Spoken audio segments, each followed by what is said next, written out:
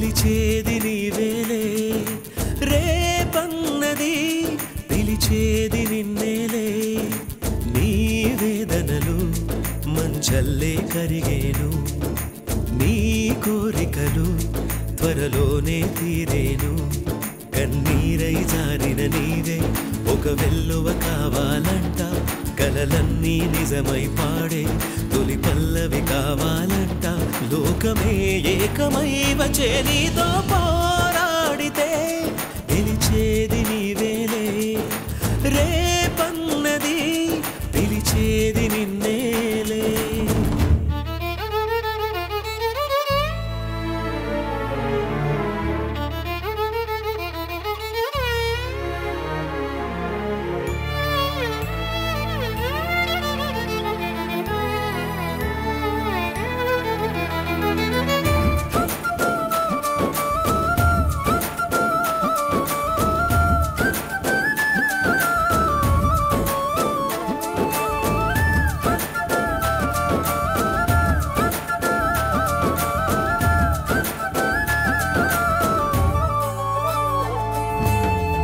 మగువన్నది వజ్రాయుధం కొండల్ని పిండే చేస్తుంది మగువన్నది ఆగని రథం ఆపదల అంతే చూస్తుంది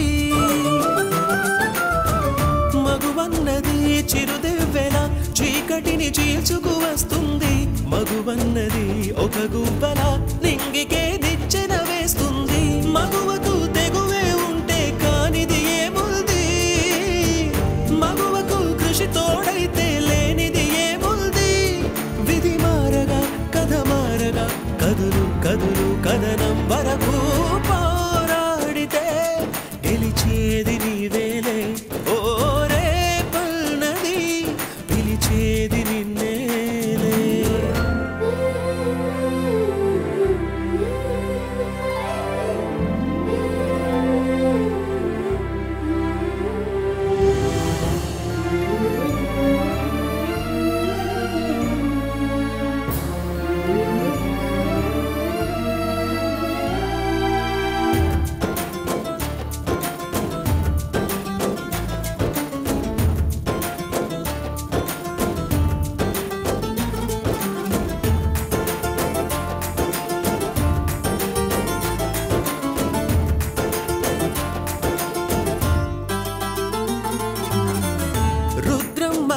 నాగమ్మల స్త్రీ శక్తి నీలో ఉన్నదిలే అవలన్నది సబలైనది ఆచరిత కాలం కన్నదిలే ధైర్యమే నీ చేదోడులే నిన్ను చూచి భయమే భయపడులే ఎదురొడ్డి నువ్వు పోరాడితే నీ ముందు ఓటమి ఓడునులే పోరాడకుండా ఎప్పుడు కాలం మారదులే మందేయకుండా ఎప్పుడు గాయం కదులు కదులు కదనం వరకు పోరాడితే గెలిచేది నీవేలే ఓ రేపన్నది పిలిచేది నిన్నే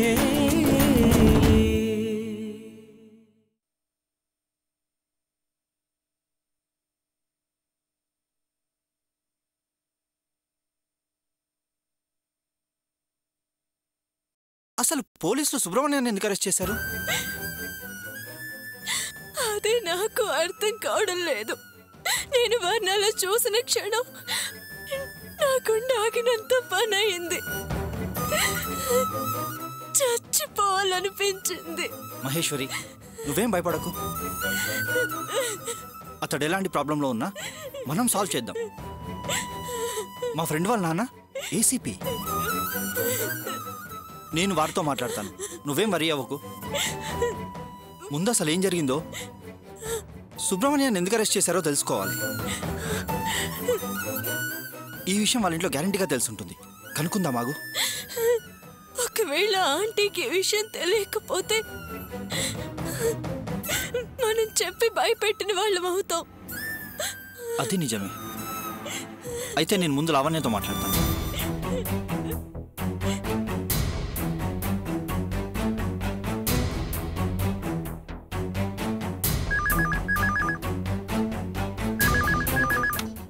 హలో లావణ్య, నేను నితీష్ని మాట్లాడుతున్నాను. ఏంటండి ఈ టైంలో ఫోన్ చేశారు?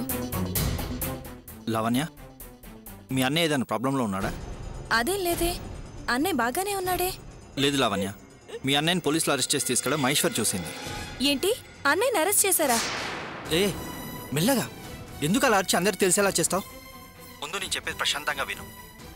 అసలు మీ అన్నయ్య ప్రాబ్లం అంటే క్లియర్గా చెప్పు. ఏయ్, ఎవరే? ఏంటట? అబ్బే ఏం లేదమ్మా, నువ్వు వెళ్ళు. ఏంటే ఏదో అరెస్టు అది ఇది అంటున్నావు? నువ్వు వెళ్ళు అంటున్నావు. అసలు ఏమైందే సుబ్రహ్మణ్యానికి? ఇటివో. ఏం లేదమ్మా, నువ్వు వెళ్ళు. ఇలా ఇవ్వమంటుంటే. హలో మహి, అత్తగారు మాట్లాడుతున్నారు. అంటే మహేశ్వరి, ఏంటమ్మా ఈ టైంలో ఫోన్ చేసావు? అంటే నేను బస్ స్టాప్ లో మీ అబ్బాయిని చూశాను. పోలీసులు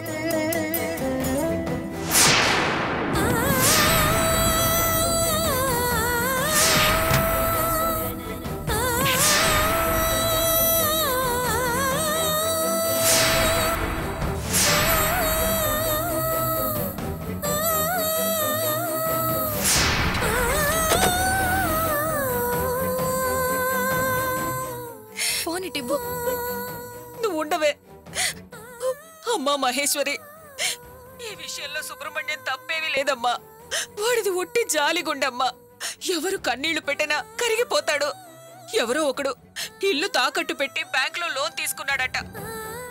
వాడేదో బాధల్లో ఉన్నానని, అనారోగ్యంతో బాధపడుతున్నానని ఇల్లు అమ్మి అప్పు తీర్చేస్తాను, ఓసారి ఇంటి కాగితాలు ఇస్తే కొనే వాళ్ళకి చూపించిస్తాను అంటే అయ్యో పాపం అని సాయం చేశాడమ్మా. వాడేమో ఇల్లు అమ్ముకుని పారిపోయాడు. అది వీడి మెడకు చుట్టుకుందమ్మా. బ్యాంకు వాళ్ళేమో వీడే మోసం చేశాడని, వాడు వీడు కలిసే ఈ పని చేశారని వీడి మీద నిందేశారమ్మా. 2-3 రోజుల నుంచి ఈ సమస్య నలుగుతూనే ఉందమ్మా. ఇది ఇంత దూరం వస్తుందని అనుకోలేదమ్మా. అమ్మా, ఇప్పుడు సుబ్రహ్మణ్యం ఎక్కడున్నాడమ్మా? నేను బయలుదేరి రానా? వద్దంటే ఈ టైంలో మీరు రావద్దు. ముందు మా నితీష్ వెళ్ళి చూసొస్తాడు. ఆ తర్వాత నేను మీకు ఫోన్ చేస్తాను. అప్పుడు వద్దురు గాని, సరేనా? అలాగేనమ్మా, ఉంటానమ్మా. ఊరుకో అమ్మా, ఊరుకో. అత్తయ్య గారు ఏమంటున్నారు? సుబ్రహ్మణ్యం గారి తప్పేం లేదంట. బ్యాంక్ లోన్ విషయంలో ఏదో ఫోర్జరీ జరిగిందంట. బ్యాంక్ లో ఉన్న డాక్యుమెంట్స్ మాయమయ్యాయని బ్యాంక్ వాళ్ళు కంప్లైంట్ చేశారంట. దాంతో పోలీసులు అరెస్ట్ చేశారు. మహి, నువ్వేం భయపడకు, నేను చూసుకుంటాను. నువ్వు చెప్పిన దాన్ని బట్టి చూస్తే ఇందులో సుబ్రహ్మణ్యం తప్పేం లేదనిపిస్తుంది. అయినా మా ఫ్రెండ్ వాళ్ళ ఫాదర్ ఉన్నారని చెప్పాను కదా, ఆయన చాలా మంచివారు. తప్పకుండా మనకు హెల్ప్ చేస్తారు. Don't worry. అరే, నాకెందుకో భయంగా ఉందిరా. ఆయనకేం కాదు కదా. నువ్వు భయపడవద్దు అంటున్నాను కదా. నేను ఇప్పుడే పోలీస్ స్టేషన్కి వెళ్ళి అసలు ఏం జరిగిందో ఎంక్వైరీ చేసి వస్తాను. నువ్వు ఇంకా దీని గురించి ఏమీ ఆలోచించకు. ప్లీజ్ రెస్ట్ తీసుకో. నితీష్, ఈ విషయం అమ్మా నాన్నలకి వాళ్ళకి తెలియనియొద్దంటావు అంతేనా? నాకు కాస్త బుర్రుందే. తెలిస్తే లేనిపోని సమస్యలు వస్తాయని తెలుసు. నువ్వు ఇంకేం మాట్లాడకుండా ముందు రిలాక్స్ అవ్వు. అన్నీ నేను చూసుకుంటాగా. నీ ప్రాబ్లం నా ప్రాబ్లం కాదా? వారు నీ కాబోయే భర్త, నాకు బావగారు. నాకు బాధ్యత ఉందే. Relax, okay?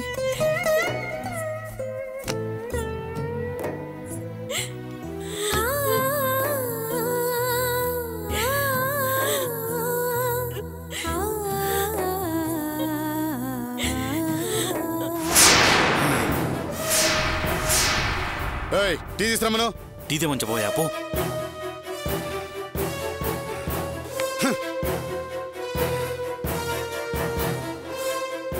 రంగరాజు, వీడేంటయ్యా దొరికినట్టే దొరికి బొమ్మిడాయిల్లాగా ఎస్కేప్ అయ్యాడు. వాడు లేత మొగ్గనుకున్నాను కానీ ఇలా ముదిరిపోయిన క్రిమినల్ అనుకోలేదు. ఎమోషనల్ ఫెలో అనుకున్నాను కానీ ఇలా ఎస్కేపింగ్ తెలివితేటలున్నాయనుకోలేదు. వాడు చాలా ఎక్స్పీరియన్స్ ఉన్న పిక్ పాకెట్ లా ఉన్నాడు. క్షణాల్లో మనల్ని మాయ చేసి మాయమైపోయాడు.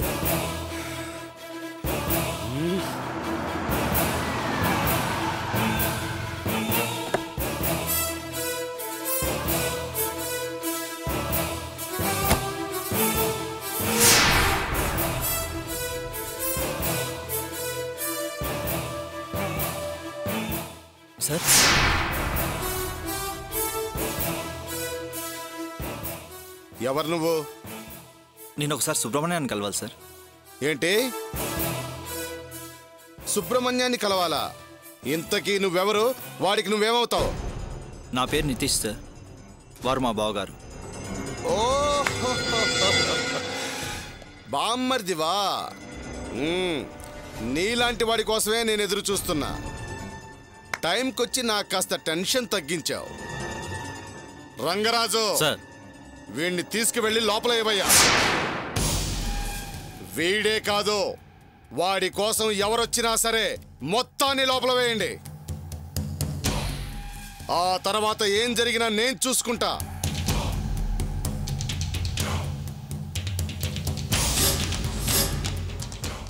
అదిగో దేవుడికి ఫోన్ చేస్తున్నాడు, వచ్చి కాపాడతాడు. స్టేషన్లోకి అడుగు పెట్టటమే ఆలస్యం, వెధవ బిల్డప్లు ఇస్తారు. చెయ్యి. ఆ దేవుడు వచ్చినా సరే నీతో పాటు ఆయన్ని కూడా లోపల వేస్తా. ఏంటి పెద్ద మినిస్టర్ లెవెల్లో బిల్డప్లు ఇస్తున్నావు?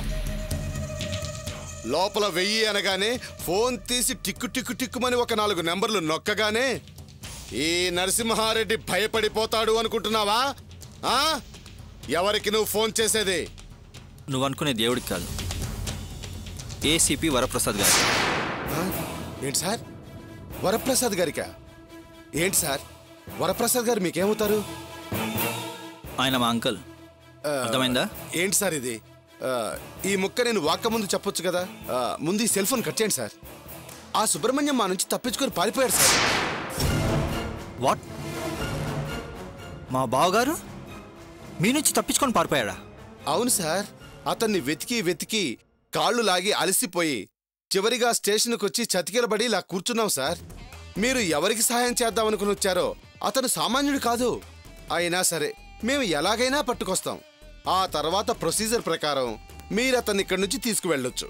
అతను బాయ్ చెప్తాడు, మేం పిచ్చి చూపులు చూస్తూ ఉంటాం. సరేనా సార్? సార్, అసలు మా బావగారు ఎలా ఎస్కేప్ అయ్యారో చెప్పగలరా? చూస్తే ఎలా ఎస్కేప్ అయ్యేవాడు? మేం చూడలేదు సార్. చూసుంటే వీడియో చూసిన ఫీలింగ్ వచ్చేలా చెప్పేవాడిని సార్. Okay sir.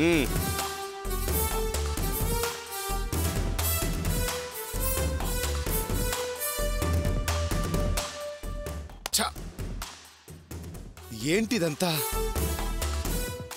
ఏంటి సార్, మ్యాటర్ ఏసీపీ గారి దగ్గరికి వెళ్ళేటట్టుంది. ఆ సుబ్బుగాడు మనకు చిక్కటం చాలా కష్టమయ్యా. అదేంటి సార్ అలా అంటారు?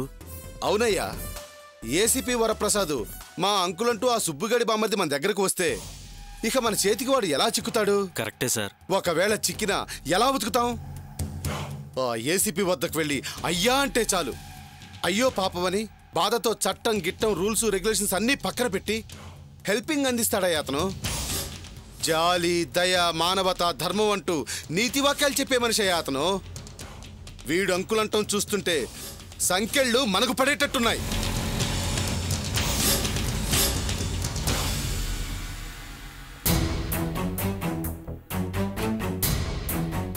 ఏమా రాంబాబు సార్, ఇది పట్టుకో. సార్ ఉన్నారా? ఉన్నారు సార్.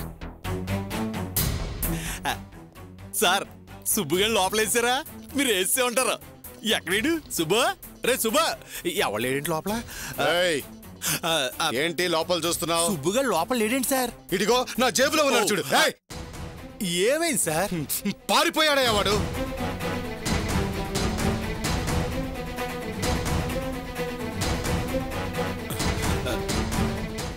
నా చేయి పట్టుకుంటున్నారండి సార్? అబ్బే ఏమీ లేదయ్యా, మేమేమో సుబ్రహ్మణ్యాన్ని పట్టుకోవడానికి వెళ్ళాం. వాడేమో దొరికినట్టే దొరికి నువ్వు స్నేహితుడు అని కూడా చూడకుండా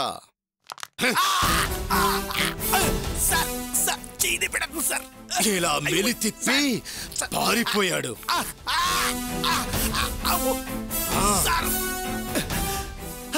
పారిపోయాడు.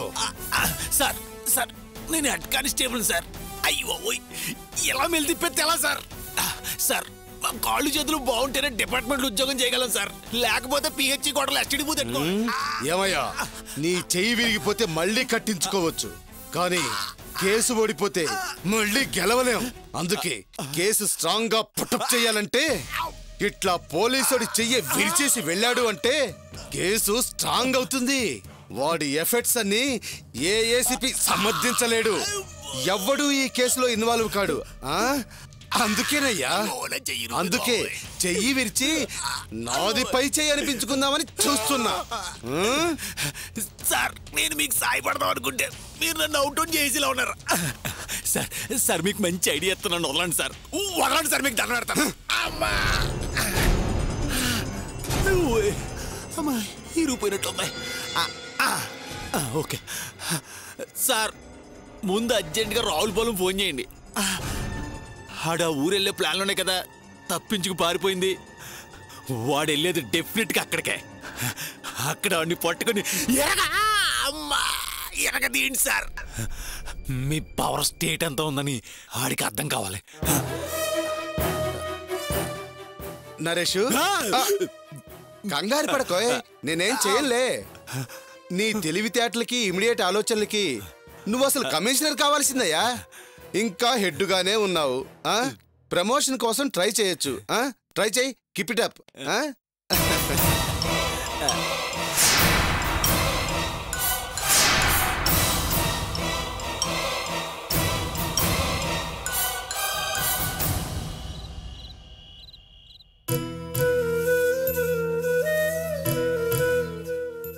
ఒరే కుమార్, చాలా గొప్ప సహాయం చేశావురా. లేకపోతే వయసులో ఉన్న కూతుర్ని, వయసు పైబడ్డ కన్న తల్లిని నడివీధిలో నిలబెట్టావండ్రా. నలుగురు నా మొహం మీద ఉమ్మేసేవాళ్ళు. నా పరువు కాపాడేవరా. ఎందుకురా అంత పెద్ద పెద్ద మాటలు మాట్లాడతావు? ఉండడానికి ఇంత స్థలం ఇవ్వడం అంత గొప్ప సాయమా? బంధువుగా వచ్చి 4 రోజులుంటేనే సంతోషించరా ఏంటి? ఒరే, బంధువుగా రావటానికి ఇలా రావటానికి చాలా తేడా ఉందిరా. నడి బజార్లో దారి తెలియక నిలబడి ఉన్నవాళ్ళని నేనున్నానని చేరదీయటం వేరురా. నువ్వు ప్రేమగా ఆ క్షణంలో అన్న మాట ఈ జన్మలో మర్చిపోలేనురా. రే రామ్మూర్తి, ఏంట్రా ఇది? మనలాంటి వాళ్ళ తలరాత్రులు ఇలాగే ఉంటాయి. ఎంత గౌరవంగా ఉండాలని చూస్తామో అన్ని కష్టాలు వస్తూ ఉంటాయి. కన్నీళ్లతో తలదించుకునే పరిస్థితులు ఎదురవుతూనే ఉంటాయి. వాటిని తలుచుకుని బాధపడుతూ ఉంటే ఏం లాభంరా?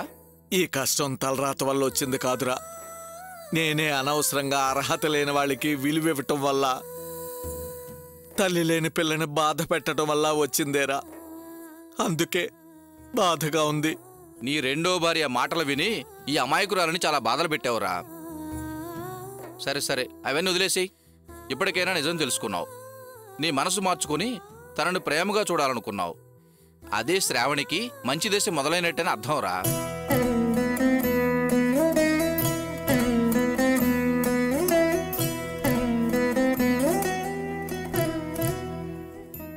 అదేంటమ్మా, నువ్వు కన్నీళ్లు పెట్టుకుంటే ఎలా? చదువుకున్న దానివి, నువ్వు ధైర్యంగా ఉండి మీ నాన్నకి ధైర్యం చెప్పాలి కాని నువ్వే ఏడిస్తే ఎలా? నేనెలా ధైర్యం చెప్పగలను? ఎలా ఓదార్చగలను? అసలు మా నాన్నకి ఈ కష్టాలన్నీ నా మూలంగానే కదా. అర్థం లేని మాటలు మాట్లాడకమ్మా. నువ్వు కష్టాలు పడి మీ నాన్నని కష్టాలు పెట్టానంటావేంటి? నేననేది కరెక్టే ఆంటీ. నాన్న నన్ను దూరంగా ఉంచిన నాళ్ళు దుఃఖానికి దూరంగా ఉన్నారు. నన్ను ఆదరించడం మొదలుపెట్టారు. సంతోషం దూరమైంది. నా మీద చూపించే ప్రేమే ఆయనకి ఇబ్బందులు కలిగిస్తుంది. అందుకే నా మీద ఎవరు ప్రేమ చూపించినా నాకు భయం వేస్తుంది. ఎక్కడ వాళ్ళని కష్టాలు చుట్టుముట్టేస్తాయని బాధపడుతూ ఉంటాను.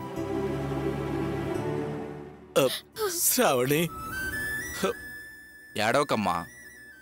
ఎన్ని కష్టాలు వచ్చినా లక్ష్య పెట్టకూడదు, భయపడకూడదు. ధైర్యంగా ఉండు. అయినా నీ వెంట మీ నాన్నున్నాడు కదా. మీ నాన్న నిన్ను చదివిస్తానంటున్నాడు కదా. నువ్వు బాగా చదివి ఆ తర్వాత మంచి ఉద్యోగం చూసుకుని ఓ బుద్ధిమంతుడిని చూసి పెళ్లి చేసుకున్నావంటే నీ కష్టాలన్నీ తీరిపోయి సంతోషంగా బతకొచ్చు.